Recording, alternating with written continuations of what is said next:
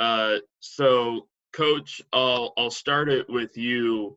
What was the prospectus going into this season? Because, watching highlights and watching some tape, I see the motivation of wanting to subsequently get to Eastside Center after falling short last couple of years. How much of that played into the preseason mindset for the 2010 team? Oh, this was a group that was pretty motivated, very motivated, and was very team oriented. So they had that, and they knew that they could get down there. And then when we won early, we kind of had that feeling going up to Freeport and everywhere else that we could beat anybody in the state. Any of the other captains want to chime in on that?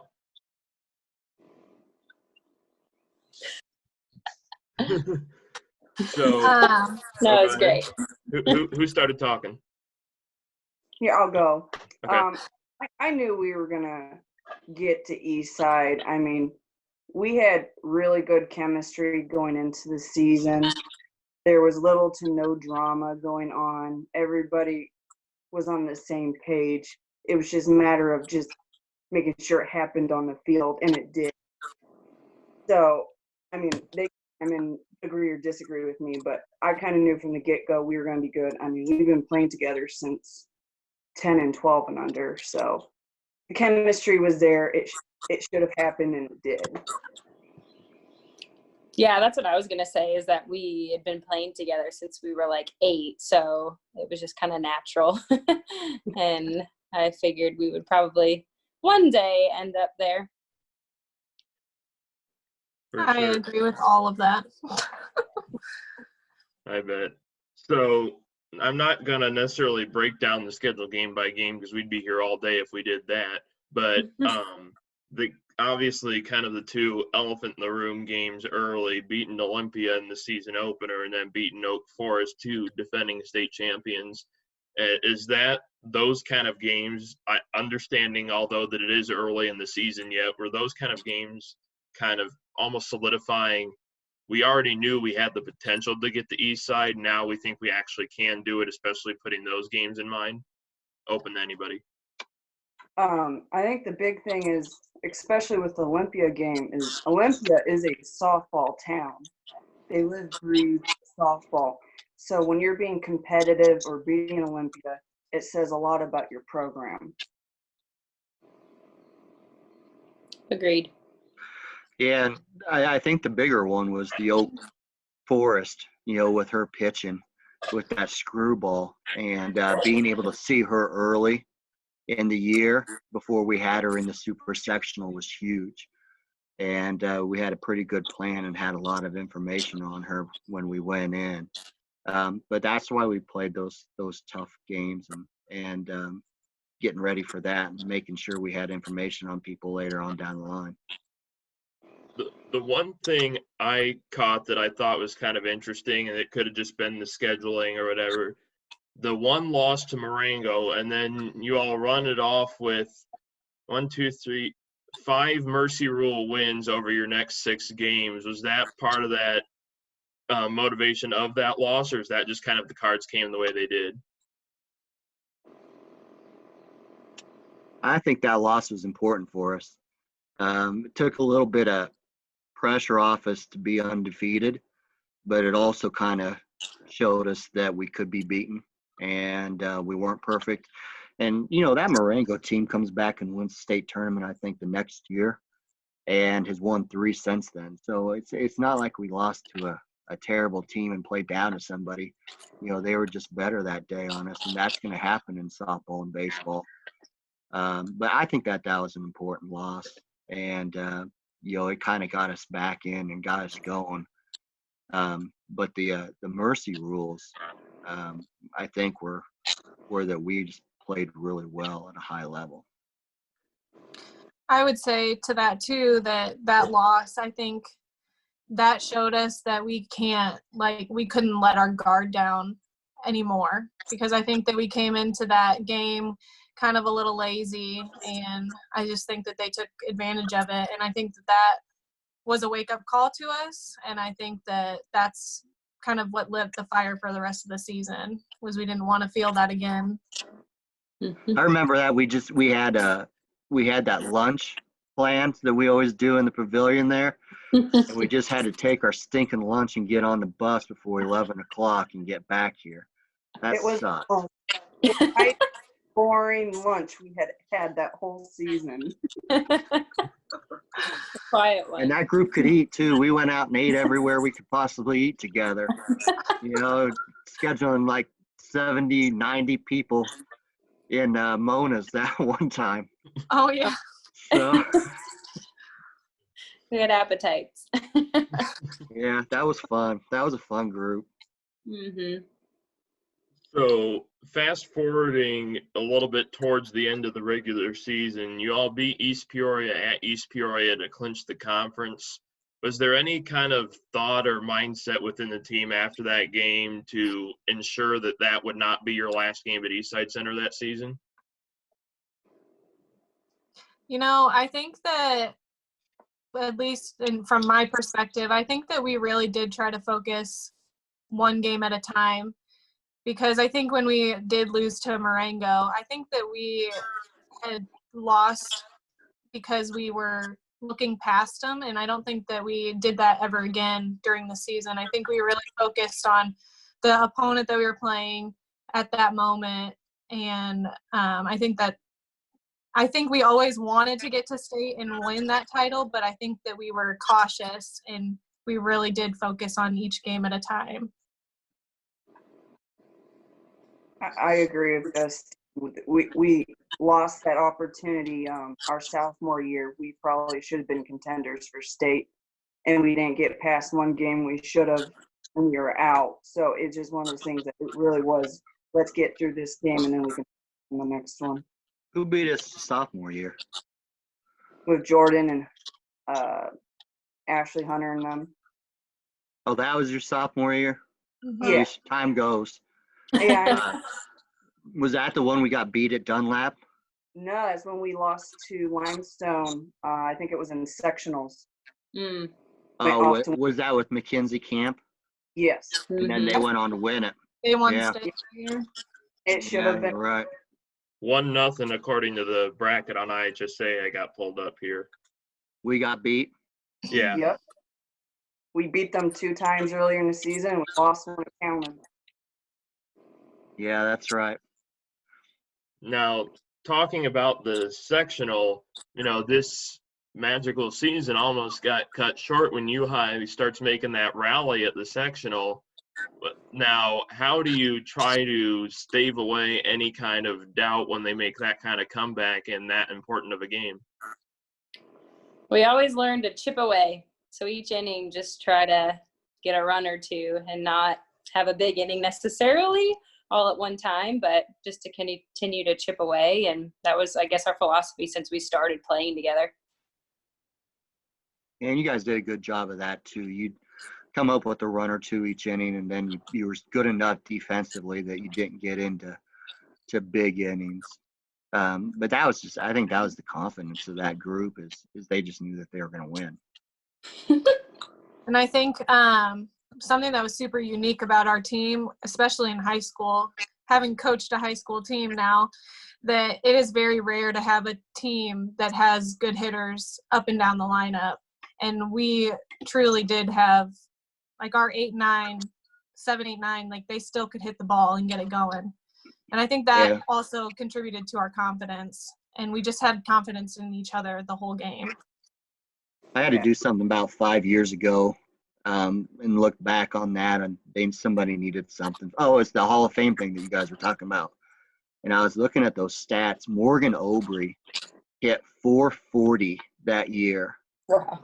And she was our 7 hitter. Yeah. Right. Yeah, that's saying something. And then Casey Kanega was our 9 hitter as a second leadoff.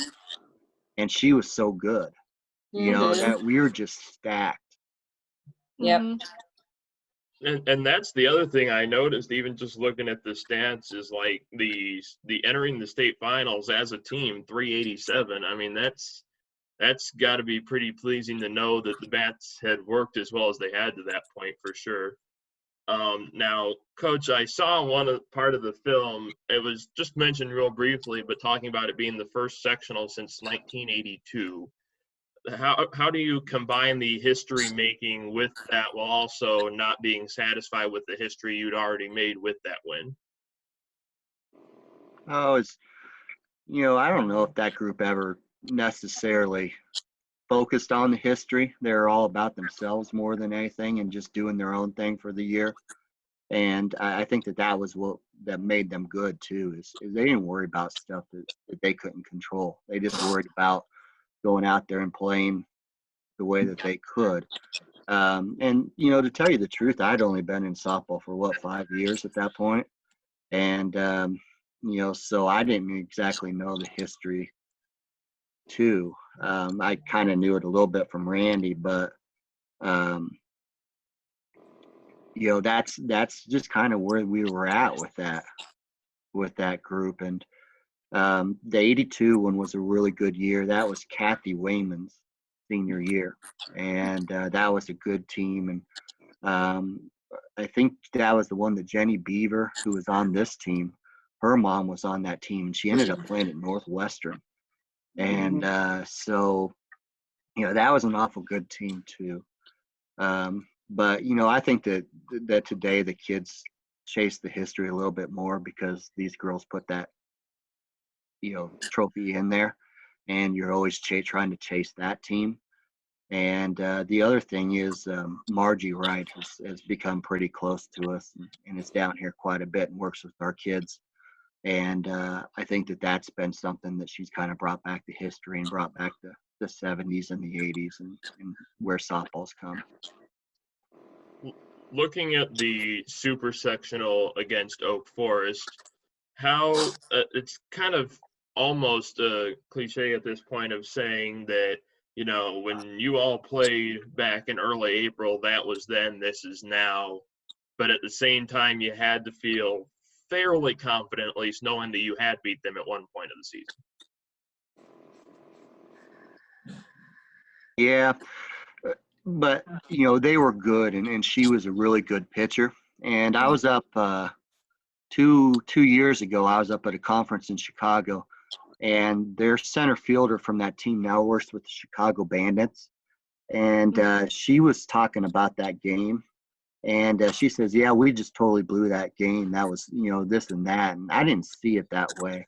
I always say, we bunted on her, and she couldn't cover it, and we just kept laying off that screwball when she slid her foot on that rubber, and we got the 2 big hits that we needed because she couldn't throw strikes with us trying to bunt. And I think that was totally us playing a really, really good defensive game. Jody pitched great, and our hitters just came up there and did what they had to do and not what they necessarily wanted to do.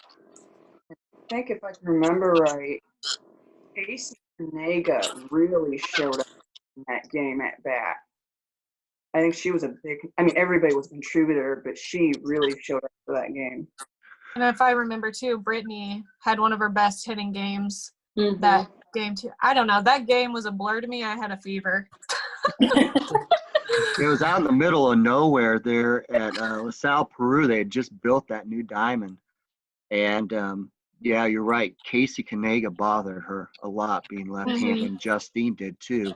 And then Brittany and Morgan Obrey had those 2 big hits. All of a sudden, Brittany and Morgan just come up, and in the super sectional and then the Antioch game, they just made unbelievable plays and hits. Talking about leading into that Antioch game, I know it might be just kind of a small, minute moment, but that highlight video showing the bus driving over that hill at Eastside getting ready to unload for that semifinal, what kind of emotions are you trying to collect at that point driving up for that first state game? Because that can't be exactly, maybe to some degree, the least stressful point of the season. Honestly, the only thing I can really remember is seeing Coach Twain and her son videotaping us coming down that hill. I remember it being extremely hot, and I was like, okay, we all got to stay hydrated. And then I remember right before the game, Justine had a parent tell her she had a good season. So that's all I remember coming down from the hill. Yeah, there was a lot of people who didn't think we were going to win that, and they were stacked. They had the one girl, their pitcher was going to Northwestern, and this and that, and Jody had the radiator blow at the end of that game on her. She was hot, and it was hot. And Dr. Miles, who's now the head of sports medicine at Wake Forest, we're lucky to have him because he was just over there trying to get her cooled down.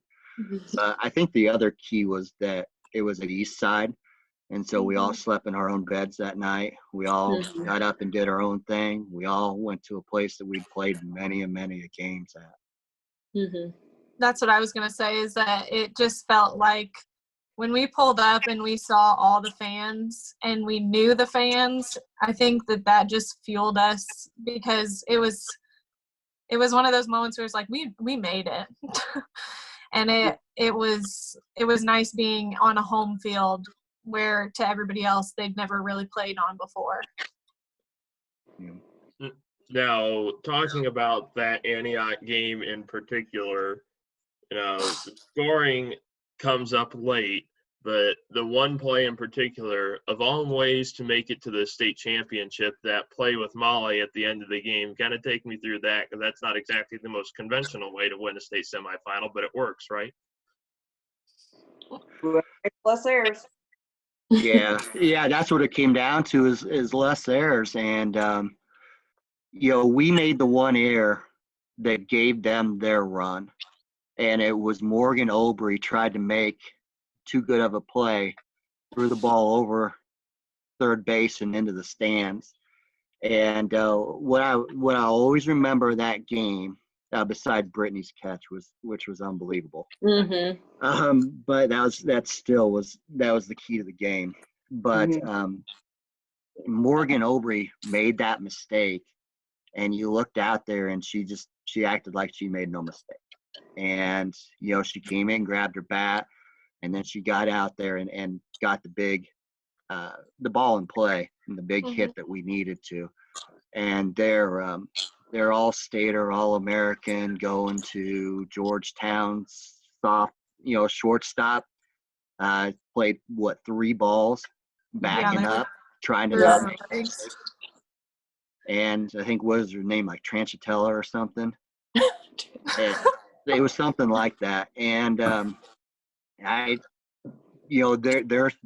D1 all-world girl couldn't make the plays. And, our girls just got up there and made the plays that they had to, got the ball in play, did a great job running the bases. And then we got the run because, once again, Brittany and Morgan hitting. And then, Molly gets up there and made a great read on that ball because we couldn't see it. It was back behind the catcher. And everybody else in the world saw how far that ball was, but Molly and I couldn't see it. And she broke and just had the confidence that she was going to get there. Transitioning into the state championship game, Trinity at the time, obviously another very quality team, had led the state in home runs at that point. And I'll actually start this round of questions with Jody. When you look at a team like that and you see that they're as good as they are statewide in a department like home runs, how do you try to attack that from a pitcher's perspective? I'll be honest, going into that game, I wasn't actually that concerned about the home run. I know they had 2 that game, but single home runs aren't good to win the game, and it showed during that game. But we just kind of, keep the ball low, keep the ball on the ground, and really focus on the movement pitches. Other than that, it's just let your defense what they're out there to do. Yeah, you got to remember, too, and we talked about it, they play at a place in Chicago that has the fences at 160 foot. How many home runs would we have had that year? Right. Krista might have had some home runs that year, because she was at 160. So, Thanks. But, that it's a totally different deal. And they were young. Abby Ramirez, who had a heck of a career at Michigan, and then the girl that was at Illinois who had a heck of a career and was all Big Ten too. You gotta remember that they were only freshmen that year, and we were led by seniors. Mm-hmm. Yeah, and I feel like back to the pitching thing. I mean, Jody hit her spots, and then she knew that she had the defense to back her up. I mean, we had a solid defense that could make those plays. Now, this is kind of a lighthearted but also kind of serious question. Maybe one of the only times in IHSA history we've had a true home run and an inside the park home run. So, Justine, I want to ask you about that because first starting with the emotions of hitting something like a home run at a state championship game, which is pretty cool in and of its own, but then the inside the parker too, that had to be pretty interesting running around those bases in that moment. Yeah, I was not the home run hitter type of hitter. And I had actually been struggling hitting. So when I hit the first one, first when I saw their pitcher, I knew she was a lefty, and I never liked lefties, but she didn't really have a lot of speed. And I think that as a team built up our confidence level because we had seen really good pitchers prior to that. And so when I hit that first home run, I was shocked that it even went over the fence then. And then when I was rounding second base and I saw Linder waving me home on my inside the park home run, I was like, are you serious? But sometimes when I think back to that game and whatnot, like I just think that the cards were in our favor all the way to the state championship game. And I think back and I'm like, oh my goodness, what if this would have happened? And if you say what ifs all the time, like it's just crazy how everything just fit perfectly. And I don't know. Yeah, the state championship game really wasn't that one. It was the Antioch game. Mm-hmm. Antioch was good, but the other thing with Justine is that home run. It just shows you how much speed we had. You know, we had the best athletes in the school. And it would have been fun to put a 4x100 team together with that group of girls that we had. I think we could have competed, and we had some kids that could fly. Mm-hmm. That final out, and I was talking with Jody about this before we started recording the whole thing, but you get that final out, you're state champions. Poor Jody's at the bottom of the whole pile. And I love the shot where she gets up, and then the way I phrased it with her is she's basically got the entire East Side Center infield encased on her back.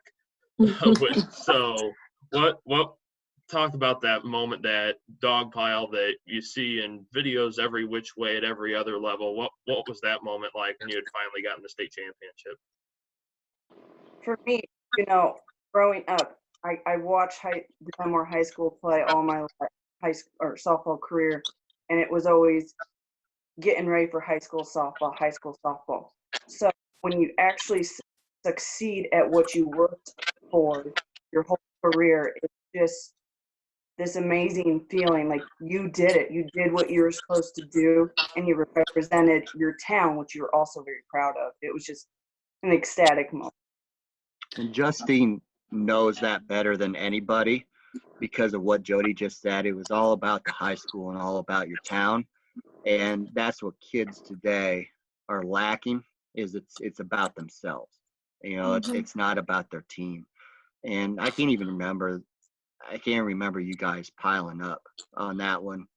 I remember I turned to Tara to shake her hand, and she was already gone and out of the dugout. I was the only one left in the dugout.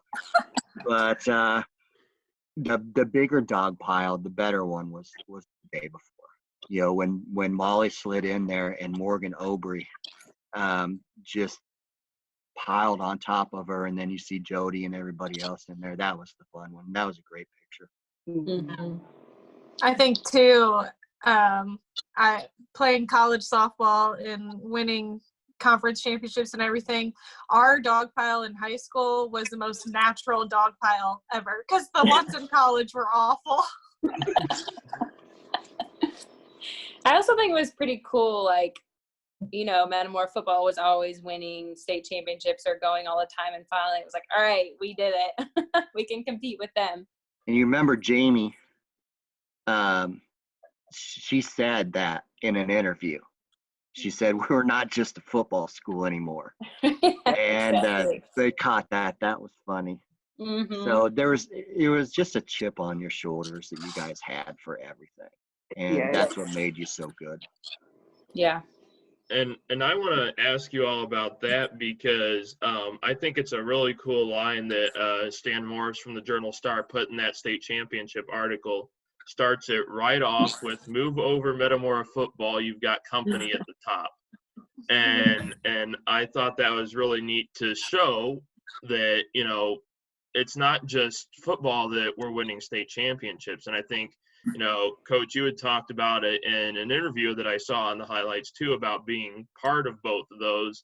So I guess that'll kind of be one of my other questions is, what was that like to have experienced that? And then was there any, you know, maybe not necessarily so sports specific, but things that you took from that in hopes of winning a state championship in the spring as well?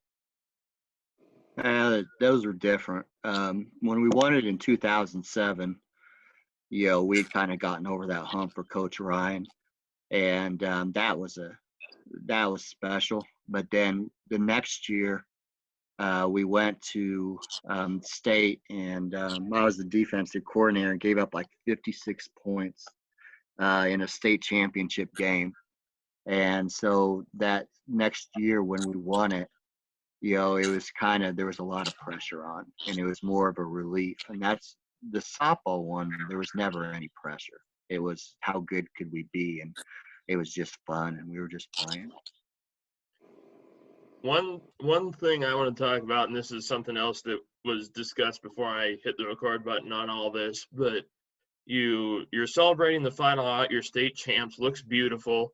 Then cut to the video of running off the bus with the trophy, and it's in a complete downpour at the high school. That had to be kind of an interesting change of plans, because you probably weren't thinking of it in that moment, but thank God that didn't happen during the state championship game, and we have a full-on, you know, Super Bowl power outage delay, and, you know, who knows what could have happened there, but I'm sure it was pretty fun to have that kind of change of things, I guess. Yeah, it's kind of humbling. You know, you win that, and you have your, you know, celebration, and you're coming up the hill, and everybody's sticking their hands out the window, and then all of a sudden it starts raining, and you get back to the school, and there's no power, and you've got like flashlights on you for the whole ceremony. So that answers my question, because I probably should have sent it in the group chat before we'd done this, but I'm seeing the videos, and I'm like, okay, I know we've shut the lights off recently for some of our basketball games, but why would the lights be off in the gym for the state celebration? And then They had a generator. They had a generator outside the door, and they had one extension cord with a floodlight going in there. That's how we did that. So the season, obviously, in a whole was pretty fun, but one thing I took from that video of highlights is that apparently, correct me if I'm wrong, Coach, but it sounds like 2010 was the first year for those new lights for the baseball and softball field. So what was it like to have those night games at that point as kind of add to the atmosphere, and then it's open to any of the other captains as well? I don't remember. I don't even really remember that. Did we play a night game? I remember we played Morton on senior night, and we beat them so bad that it was done before it was dark. And I remember Stacy walking off the field just saying, I've never seen a group like that, and just walked onto the bus. We played one of the normal schools, and we ended up going 14 innings, and we played Bloomington, the night game, literally right after Corey pitching. So I never got to play under the lights, unfortunately. Yeah. That's right. Bloomington had been moved because it rained out. We said, why don't you come over and play after normal? And we went into that 14 inning with that good normal team. So we kind of get into the off the field situation, we can go around the virtual room here, however you want to do it. What have you all been up to over these last 10 years? You don't necessarily need to give me a full-on speech, but just, I guess, let everybody know what you've been up to since that championship season. Well, go ahead. Christine. Okay. After high school, I played at ICC for 2 years for Coach Doty, and we went to nationals my sophomore year, and then I transferred to Olivet Nazarene University and played under Jordan Reynolds for 2 years, and we also went to nationals, and then I got married and I have 2 little boys now, and I did coach at Morton, but I actually resigned after last season when I had my second son. So now I'm just a stay-at-home mom. Not just. That's right. Thanks, Krista. I went to Hartman Community College for a year, took a year off, and then Coach Neff at Eureka asked me to play for her the last couple of years, so I did that. Went to work for a few years, had a kid, and I'm home with him. So nothing interesting. So I played ICC for a year for Coach Jody, and then decided I was gonna go to nursing school and didn't want to do that anymore. So I ended up going to Kentucky for physical therapy school, and have kind of been moving all over. I lived in Vegas and now in DC, and just got married in October and got a puppy. No kid. So I'll let each of the 4 of you kind of have one final word here. As I know we're still a decent ways away from it, but I know there was a little bit of a thing at the 5-year mark, but to know that now it's been a decade since that state championship season, just kind of final word from everybody, I guess.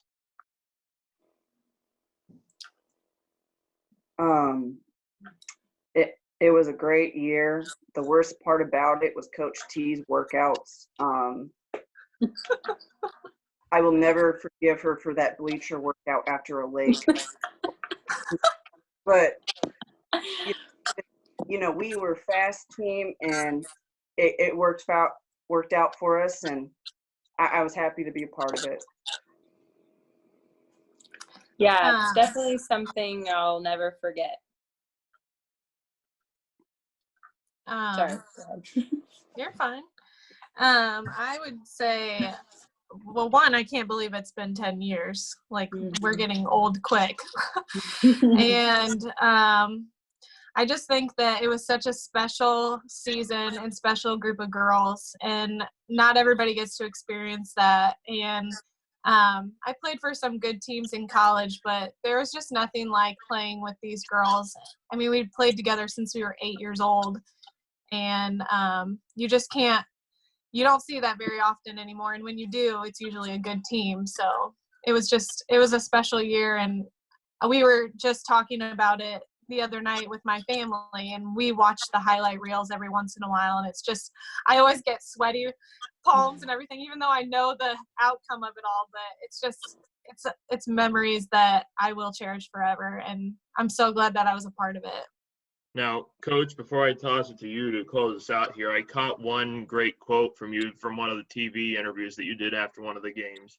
It's so easy with this group because they're such great kids. You want to elaborate on that, and then I'll let you have the final word.